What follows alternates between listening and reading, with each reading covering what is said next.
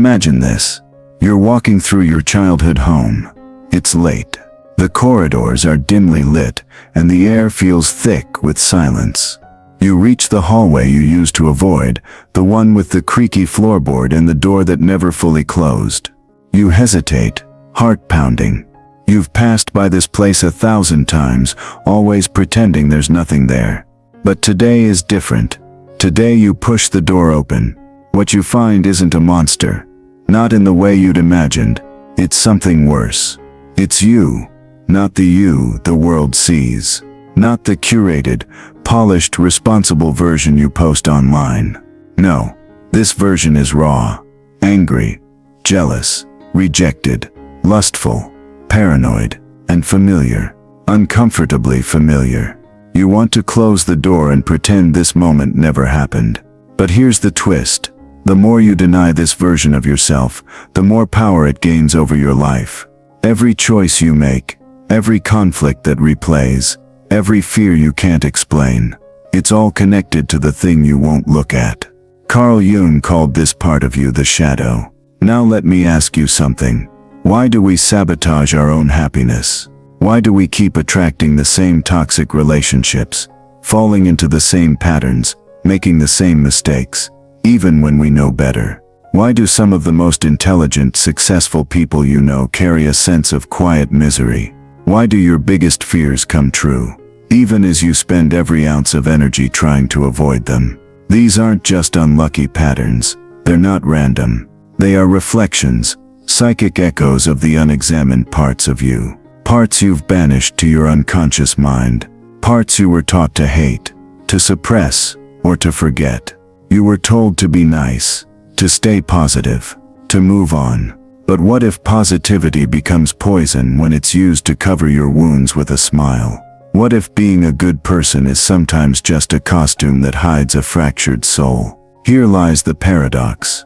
The more you suppress your darkness, the more control it has over you. But the moment you face it, not with shame, but with curiosity, you unlock a power that can reshape your entire existence.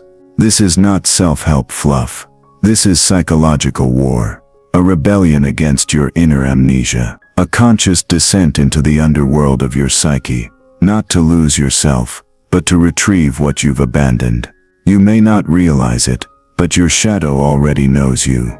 It leaks into your sarcasm. It slips out during stress. It takes over when you're tired or angry. It shows up in your envy, your judgments, your addictions. It whispers lies you believe are truth. You'll never be enough. It sabotages your growth, just enough to keep you safe from change. But here's the great question, one Jung himself posed in his own way. Would you rather be good, or be whole? Because you can't be whole until you've met every part of yourself, including the ones you're ashamed of. Shadow integration isn't about becoming perfect. It's about becoming real. So before we go deeper, before we explore how this hidden force quietly shapes your identity, your beliefs, and even your relationships, pause for a second and do this. Like this video. Subscribe to this channel. Because what we're about to uncover is not just a theory. It's a map to parts of you that may have been waiting decades to be seen. And this journey, once started, cannot be undone. You are about to begin an excavation of the soul. A confrontation with the buried. A transformation not by adding more light, but by learning how to walk through the dark without fear. Now ask yourself, what is it that I refuse to see in myself? Because that right there is the door. And it's time you opened it. You were not born fragmented. Once you came into the world whole, screaming, unfiltered, unapologetically alive. Every impulse surged through you without censorship. Rage, desire, wonder, fear.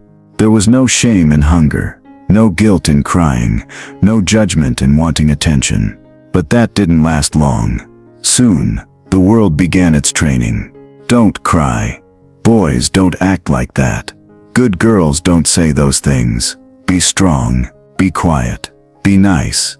Each phrase was a scalpel, cutting, trimming, defining, not your truth, but what was acceptable to others. Piece by piece, You learned which emotions to display and which to bury, which thoughts were yours and which were to be disowned. You started crafting a self, a persona. Jung called it the mask we wear to meet the world. But behind the mask, the cast-off parts, the memories you rewrote, the feelings you exiled, the choices you couldn't forgive, they didn't disappear. They became your shadow. Carl Jung didn't indent the shadow. He gave it a name. To him, the shadow was not evil. It was repressed potential. Yes, it could contain your cruelty, your envy, your rage, but it also held your vitality, your creative fire, your truth. By cutting off the bad, you didn't become good. You became half a person, and yet, society praised you for it. The more you conformed, the more you were rewarded. You got love when you were obedient. You got approval when you wore the right mask. So now, you walk around, functional, smiling, achieving. But beneath it, there's a quiet throb of unrest, a hunger, a grief. Jung once said, "People will do anything, no matter how absurd, to avoid facing their own souls." And he was right. Rather than confront our inner contradictions, we project them outward. This is why you might despise in others what you secretly fear in yourself.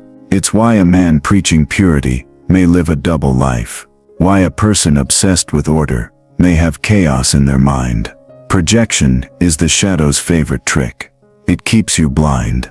It lets you say, "They are the problem," all while your own unacknowledged pain festers like an infected wound. The philosopher Friedrich Nietzsche warned us, whoever fights monsters should see to it that in the process he does not become a monster. The more you suppress what you fear in yourself, the more you seek it in others and punish it. You become judge, jury, and executioner, because deep down, you're trying to destroy what you hate in you. And this is not just personal, it's collective. Civilizations have shadows too. Entire cultures built on moral purity, religious dogma, or ideological perfection have committed the darkest atrocities, all in the name of good. Why? Because when you suppress the shadow collectively, it erupts. It becomes war, genocide, mass hysteria. Arthur Schopenhauer once wrote, "The greatest achievements of humanity have always arisen from the greatest inner torment." Because inner torment, if not faced, is spilled onto the world. So what happens when you, as an individual, walk around with years, sometimes decades, of unexamined shadows? You perform your life. You attract people and situations that reflect the very wounds you're avoiding. You become addicted, not just to substances, but to distraction, validation, control, chaos. Your relationships become battlegrounds, where your shadow dances with theirs, and you tell yourself it's fate, that you're unlucky, that this is just how life is. But it's not fate. It's your psyche, crying out to be seen. It's your unloved parts, begging for integration. Jean-Paul Sartre said, "Man is nothing else but what he makes of himself." But how can you truly make yourself if you're dragging around pieces you pretend don't exist? Even Viktor Frankl, who survived the Holocaust, recognized the profound power of meaning-making in the darkest places. He taught that suffering without meaning leads to despair. But once you bring light to your shadow, the suffering becomes transformation. And yet the fear remains. Because to face your shadow means to feel. To relive shame, grief, desire, rage. To admit that you have been, at times, the villain in your own story. To see that some of what you hate in others lives in you. This is why most people will never integrate. They'll spend a lifetime rearranging furniture on the surface of their life, never realizing the rot in the foundation. But here's the brutal truth. You cannot heal what you will not name. And healing doesn't begin with love. It begins with honesty. Honesty about who you are, when no one is watching. Honesty about the thoughts you dismiss as not me. Honesty about the parts of you that still ache, still lash out, still long for something you don't understand. Carl Jung said, "Until you make the unconscious conscious, it will direct your life, and you will call it fate." So if your life feels like it's looping, repeating, circling the same wound over and over again, that's not fate. That's your shadow trying to wake you up. What you've suppressed is not trying to destroy you. It's trying to reunite you. But be warned, this is not a light path. This is the descent, the underworld. This is the beginning of the inner rebellion. The question now is no longer whether you have a shadow. You do. The question is, are you ready to meet it? You think you're making your own choices.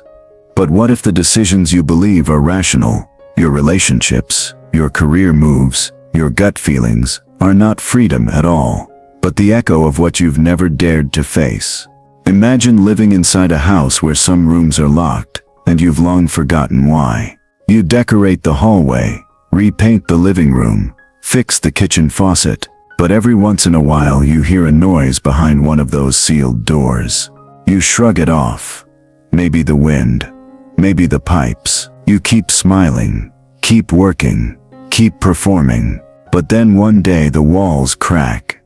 A panic attack, a toxic breakup, a breakdown at work, or a sudden moment of irrational rage that surprises even you. And in that instant, the door swings open. You don't recognize the version of yourself stepping out, but it knows you well. It always has. This is the first consequence of ignoring the shadow. It doesn't die, it waits. Jung called the shadow a moral problem, not because it makes you evil, but because your refusal to face it makes you unaware. And unaware people are dangerous, to themselves and to others.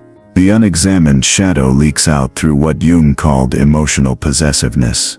That moment when you're no longer in the driver's seat of your reaction. When something small hits you too hard.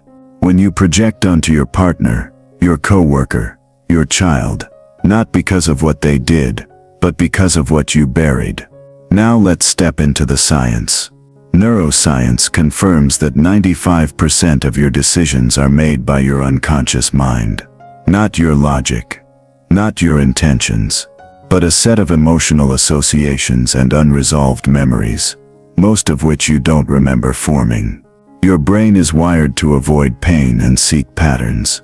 So if, as a child, you were neglected, your adult brain may unconsciously seek out people who feel emotionally unavailable, not because it enjoys suffering, but because pain is familiar, and what's familiar feels safe, even if it's destructive. This is how people stay stuck, not because they're weak, but because their wounds have become home. The shadow is also a master illusionist. Through cognitive biases, it shapes how you interpret the world. Confirmation bias ensures you only see what validates your existing beliefs, especially about yourself. I'm not good enough. No one stays. If I speak my truth, I'll be abandoned. Negativity bias magnifies rejection, mistakes, and slights, because your shadow clings to old pain as proof of your brokenness. Projection bias convinces you that others think, feel, and act the way you do, leading to misunderstandings and perpetual self-defense. Now imagine this plays out over a lifetime. You date the same type of person, emotionally distant, critical, or unavailable. You sabotage job opportunities when you're about to succeed. You lash out at loved ones for disrespect, when really, you're afraid of being seen. But here's the twist. Every time you feel triggered, ashamed, jealous, or afraid, your shadow is speaking. And every time you ignore it, it grows. This is where culture enters the arena. We live in a society that rewards appearance over authenticity. Social media has turned self-expression into performance art. We're taught to curate perfection while burying the chaos. Stay positive. Good vibes only. Manifest your best life. But if you've ever had a panic attack in a yoga class, or cried after posting a motivational quote, you know the truth. You cannot bypass your shadow with aesthetics. The parts of you that are raw, aching, lost. They don't care about your Instagram filter. They care about being acknowledged. Suppressed emotion doesn't disappear. It mutates. Chronic anxiety. That may be unresolved fear, buried so long you forgot its origin. Depression. That could be repressed anger turned inward. Rage you weren't allowed to feel, so it folded into silence. Often a numbing agent for a part of the self that's too painful to face head-on. You see, the real tragedy isn't that the shadow exists. It's that so many people live and die never knowing they had one, never realizing that the thing they were running from was the key. You're not just reacting to the world, you're reacting to the version of you the world told you not to be. And so your life becomes a performance. You chase dreams that aren't yours. You fake smiles in rooms that drain your soul. You lose yourself trying to be what others need.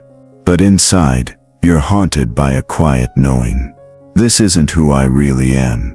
And maybe in your quietest moments, you wonder, who am I really? That question is the doorway, but few dare walk through it. Because the shadow doesn't greet you with comfort. It greets you with a mirror.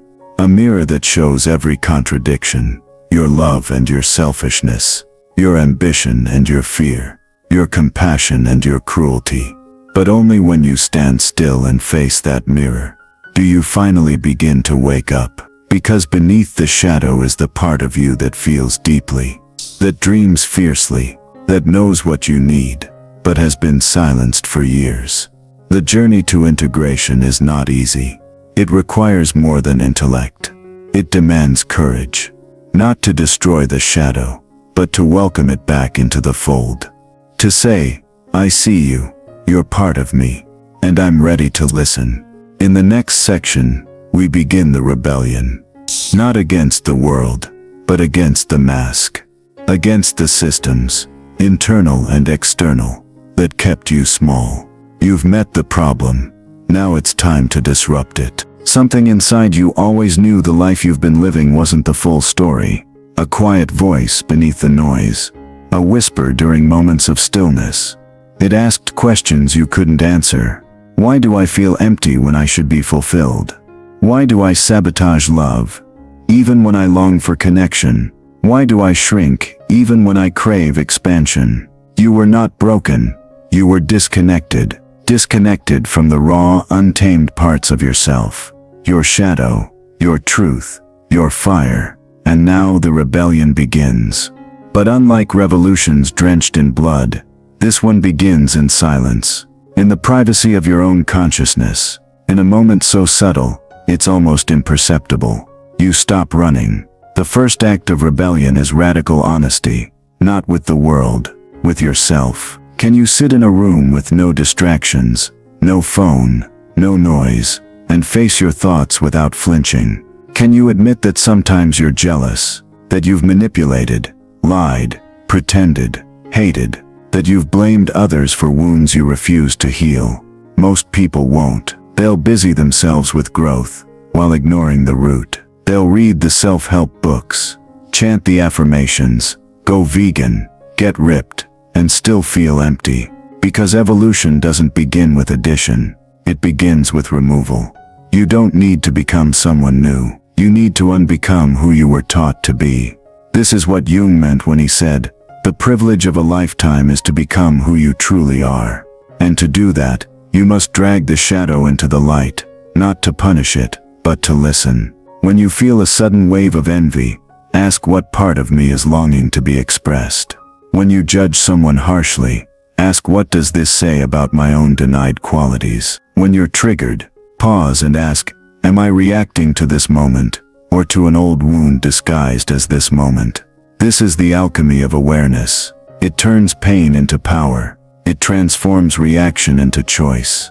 Let me show you how real people have done this. Not saints, not gurus, just those who had the courage to turn inward. Carl Jung himself suffered a spiritual breakdown at the height of his career. Instead of medicating or running, he descended into the depths of his unconscious. He called it active imagination. He dialogued with his fears, recorded his dreams, and gave form to his shadow, transforming torment into wisdom. Out of that descent came the Red Book, and some of the most groundbreaking psychological insights in history. Malcolm X once lived in darkness, anger, crime, racism, violence. But after confronting the lies he believed about himself and others, he emerged with clarity and purpose.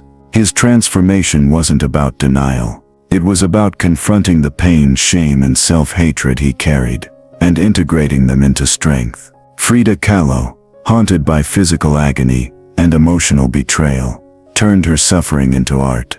She didn't hide her shadow, she painted it. Her vulnerability became her rebellion.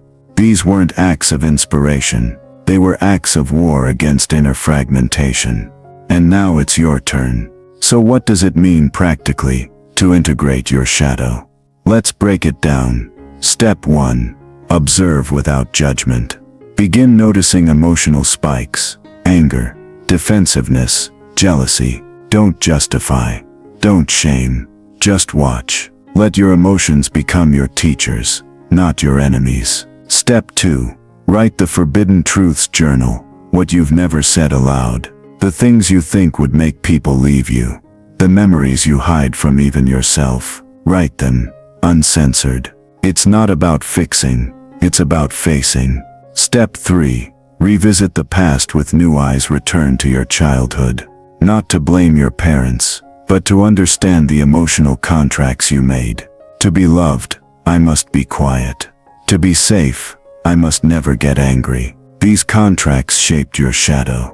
It's time to break them. Step 4. Talk to the parts. Yes, talk to your shadow. Jung encouraged active imagination, dialoguing with your inner archetypes. Ask your rage why it's there. Ask your fear what it's protecting. You'll be shocked at how much wisdom lies in the darkness. Step 5.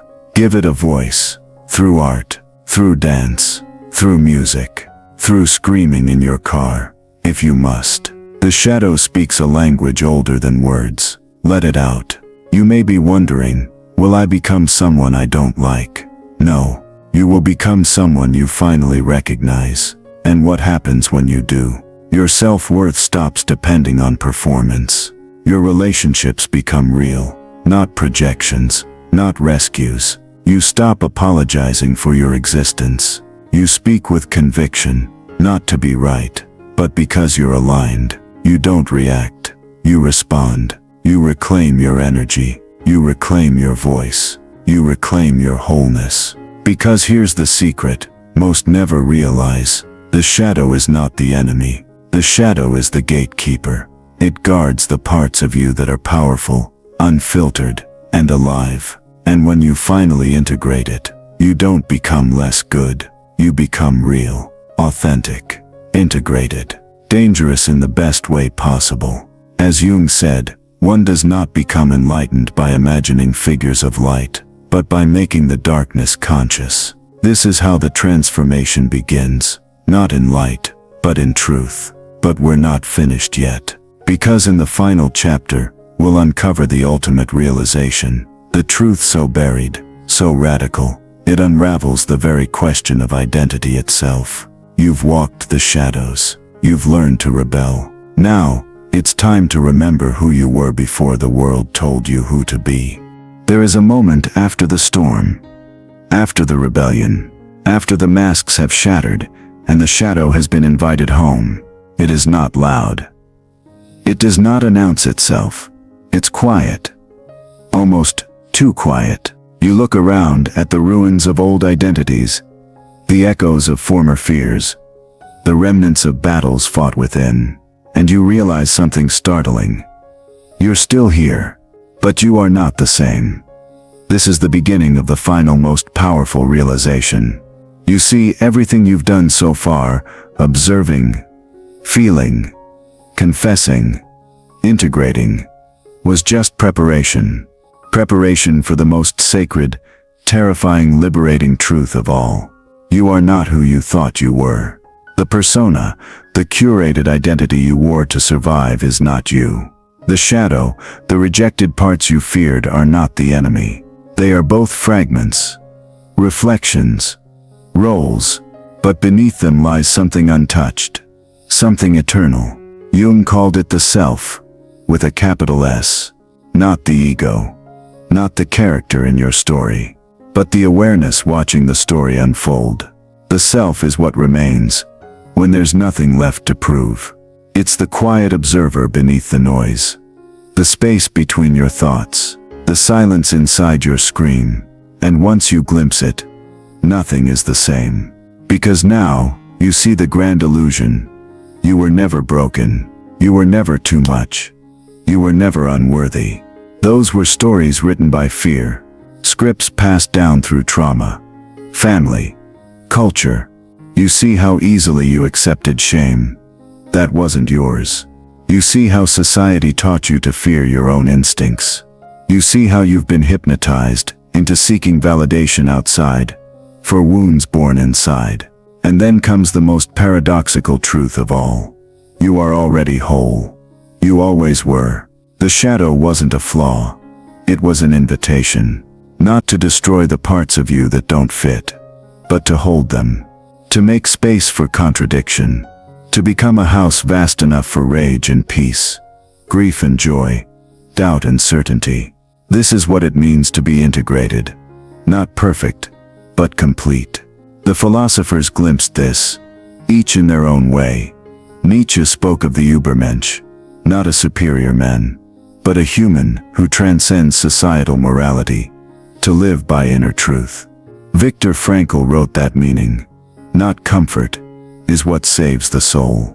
Jean-Paul Sartre warned that bad faith is living a life of lies to avoid the responsibility of freedom. But Jung knew where it all began. The most terrifying thing is to accept oneself completely. Because when you do, you can no longer blame the world. You can no longer pretend ignorance. You can no longer stay asleep.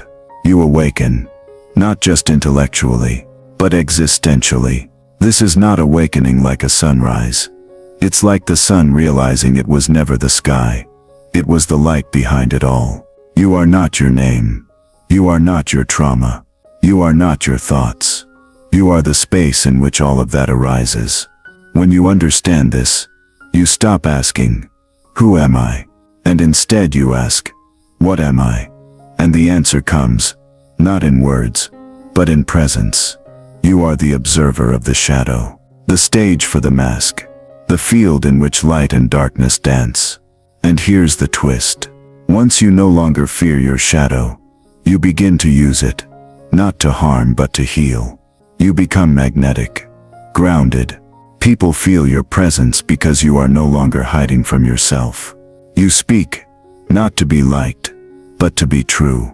You love, not to fill a hole but to overflow. You create, not to be seen, but because the act of creation is your nature. This is the final step. Embodiment. Shadow integration is not a therapy technique. It's a way of living. It's when the part of you that once lashed out now protects. The part that once feared now leads. The part that once cried in silence now sings without shame. You no longer seek to be better. You seek to be real. And realness, that's magnetic. That's spiritual. That's revolutionary. But here's what most people get wrong. They think shadow work is a one-time event. No, it's a practice. A dance. A ritual of self-return. You will forget. You will fall. You will hide again. But now, you'll notice. And you'll come back faster. Not because you hate yourself, but because now, you know yourself. So what now? You take a breath. You look in the mirror. Not for perfection, but for recognition. You honor the journey. The wounds. The shame. The fear. Because they were never your prison. They were your path. And maybe now in this final moment, you realize something breathtaking. The shadow didn't break you. It broke you open. And what stepped through that opening was you, fully, finally, unapologetically whole. If you've made it here, you've done more than listen. You've confronted. You've felt. You've remembered. Now it's time to act. Like this video. Subscribe to the channel. Share this with someone who's ready to stop running. Someone who's ready to meet themselves. Because the world doesn't need more perfect people. It needs more whole ones. And now that you've remembered who you are, don't ever forget again.